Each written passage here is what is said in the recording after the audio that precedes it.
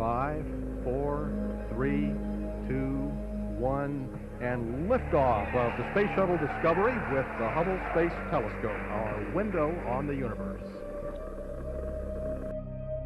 1990లో ఈ యూనివర్స్ యొక్క ఎడ్జ్ల వరకు ఈ యూనివర్స్ని ఎక్స్ప్లోర్ చేయడానికి హబుల్ స్పేస్ టెలిస్కోప్ని లాంచ్ చేశారు. గత 31 సంవత్సరాలలో ఈ హబుల్ స్పేస్ టెలిస్కోప్ 15 లక్షలకు పైగా అబ్జర్వేషన్స్ చేసింది మరియు హబుల్ సెండ్ చేసిన ఈ డేటాతో 18,000 వరకు సైంటిఫిక్ పేపర్స్ని పబ్లిష్ చేయగలిగారు. దీని కారణంగానే ఈ యూనివర్స్ యొక్క expansion rate, gravitational lensing, 13 billion కాంతి సంవత్సరాల కంటే దూరంలో ఉన్న గ్యాలక్సీలు, క్వాజర్లు మరియు నెబ్యులాలు ఇలా అంతుచిక్కని డిస్కవరీస్తో పాటు మనకు ఈ యూనివర్స్ ఎలా ఉంటుందో కళ్ళకద్దినట్టు మనకు చూపించింది. అటువంటి ఈ టెలిస్కోప్ రీసెంట్గా దానిలో ఉండే పేలోడ్ కంప్యూటర్ అంటే మెయిన్ కంప్యూటర్ అనేది సడన్గా క్రాష్ అయి పనిచేయడం ఆగిపోయింది. ఈ పేలోడ్ కంప్యూటర్ హబుల్లో ఉండే సైంటిఫిక్ ఇన్స్ట్రుమెంట్స్ని కంట్రోల్ చేయడంతో పాటు అబ్జర్వేషన్స్లో క్యాప్చర్ చేసిన ఇమేజెస్ని ప్రాసెసింగ్ చేసి ఆ డేటాను మెమొరీలో స్టోర్ చేసుకొని భూమి మీదకు సెండ్ చేస్తుంది. పేలోడ్ కంప్యూటర్ ఆగిపోవడం కారణంగా దానిలో ఉండే ఇన్స్ట్రుమెంట్స్ అనేవి సేఫ్ మోడ్లోకి వెళ్ళిపోయాయి. గతంలో కూడా ఇలాంటి ప్రాబ్లమ్స్ వచ్చినప్పుడు ఆస్ట్రోనాట్స్ మెయిన్ కంప్యూటర్కు బ్యాకప్గా బ్యాకప్ కంప్యూటర్ని కూడా ఇన్స్టాల్ చేసి వచ్చారు. ఆ బ్యాకప్ కంప్యూటర్తో ఈ మెయిన్ కంప్యూటర్ని రీస్టార్ట్ చేయడానికి నాసా టెక్నీషియన్స్ ప్రయత్నించినప్పుడు ఆ బ్యాకప్ కంప్యూటర్ కూడా పనిచేయడం ఆగిపోయిందని తెలిసింది. హబుల్ని కళ్ళలా భావించి ఈ యూనివర్స్ని చూసిన స్పేస్ లవర్స్కి హబుల్ యొక్క చివరి రోజులు ఇవి కావచ్చేమో అని అనిపించింది. హబుల్ స్పేస్ టెలిస్కోప్లో science instrument command and data handling unit ఉంటుంది. ఇది పేలోడ్ కంప్యూటర్ పనిచేయడం ఆగిపోయినప్పుడు సైంటిఫిక్ ఇన్స్ట్రుమెంట్స్ని మరియు హబుల్ స్పేస్ టెలిస్కోప్ని కంట్రోల్ చేస్తుంది. దీని కారణంగానే కంప్యూటర్ ఆగిపోయినప్పటికీ ఇన్స్ట్రుమెంట్స్కు ఎటువంటి డ్యామేజ్ కాలేదని తెలిసింది. అండ్ దీని కారణంగానే హబుల్ స్పేస్ టెలిస్కోప్ సేఫ్ మోడ్లోకి వెళ్ళగలిగింది. భూమి మీద ఉన్న టెక్నీషియన్స్ 4 నుండి 5 వారాలు కష్టపడి పేలోడ్ కంప్యూటర్ పీసీయూ కారణంగానే షట్ డౌన్ అయిందని కనిపెట్టగలిగారు. హబుల్ స్పేస్ టెలిస్కోప్ తనకున్న సోలార్ ప్యానెల్స్తో ఎలక్ట్రిసిటీని జనరేట్ చేసుకొని ఆ జనరేట్ అయిన ఎలక్ట్రిసిటీని బ్యాటరీస్లో స్టోర్ చేసుకుంటుంది.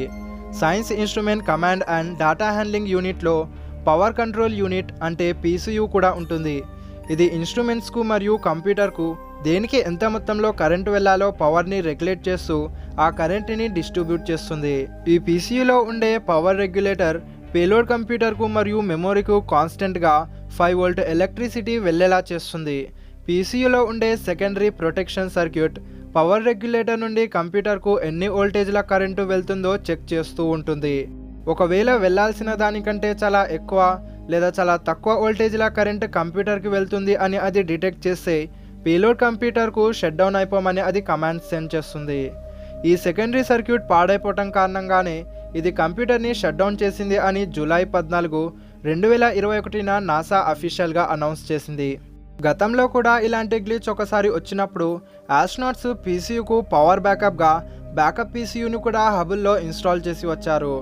హబుల్ యొక్క పవర్ యూనిట్ని బ్యాకప్ పీసీయూకు స్విచ్ చేయడానికి జూలై 15 మొదలు పెడితే జూలై 16 సక్సెస్ఫుల్గా హబుల్ యొక్క పవర్ యూనిట్ని బ్యాకప్ పీసీయూకు కనెక్ట్ చేయగలిగారు. ఇలా పవర్ యూనిట్లో వచ్చిన ప్రాబ్లమ్ని 1 నెల పాటు టెక్నీషియన్స్ కష్టపడి ఫిక్స్ చేసి పేలోడ్ కంప్యూటర్ని మళ్ళీ రీస్టార్ట్ చేయగలిగారు. జూలై 17 శనివారం సాయంత్రం నుండి హబుల్ మళ్ళీ ఈ యూనివర్స్ని ఎక్స్ప్లోర్ చేయడం మొదలుపెట్టింది. హబుల్ స్పేస్ టెలిస్కోప్ రీస్టార్ట్ అయ్యాక క్యాప్చర్ చేసిన ఈ 2 ఇమేజెస్ని నాసా అఫీషియల్గా రిలీజ్ చేసింది. మీరు చూస్తున్న ఈ గ్యాలక్సీ మన నుండి 297 మిలియన్ కాంతి సంవత్సరాల దూరంలో ఉంది. ఇది కేవలం ఒక గ్యాలక్సీ కాదు, ఇదొక ఇంటర్ గ్యాలక్టిక్ ట్యాంగో. 2 గ్యాలక్సీల మధ్య ఆల్రెడీ కొలిజన్ జరిగి అవి మర్జ్ అవుతున్న సందర్భంలో హబుల్ ఈ ఇమేజ్ని క్యాప్చర్ చేసింది. అండ్ అలాగే మన మిల్కీవే గ్యాలక్సీలా కనిపిస్తున్న ఈ స్పైరల్ గ్యాలక్సీ 490 మిలియన్ కాంతి సంవత్సరాల దూరంలో ఉంది. నార్మల్గా స్పైరల్ గ్యాలక్సీల యొక్క ఆర్మ్స్ అంటే ఇవి 2, 4 లేదా సరి సంఖ్యలలో ఉంటాయి, కానీ దీనికి మాత్రం 3 ఆర్మ్స్ ఉన్నాయి. ఇలా ఇది ఒక రేర్ మరియు స్పెషల్ స్పైరల్ గ్యాలక్సీలా మిగిలిపోయింది. హబుల్ స్పేస్ టెలిస్కోప్కు సంబంధించిన ఈ ఎపిసోడ్ మీకు ఎలా అనిపించిందో కామెంట్ సెక్షన్లో మీ అభిప్రాయాన్ని తెలపండి. మీకు ఈ వీడియో నచ్చినట్లయితే లైక్ చేయడం మర్చిపోకండి. ఇలాగే స్పేస్ న్యూస్ మరియు స్పేస్ రిలేటెడ్ ఇన్ఫర్మేషన్ కోసం మన ఛానల్ని సబ్స్క్రైబ్ చేసుకొని బెల్ నోటిఫికేషన్ని ఆల్లో సెట్ చేసుకోండి. Bye bye. Thank you for watching.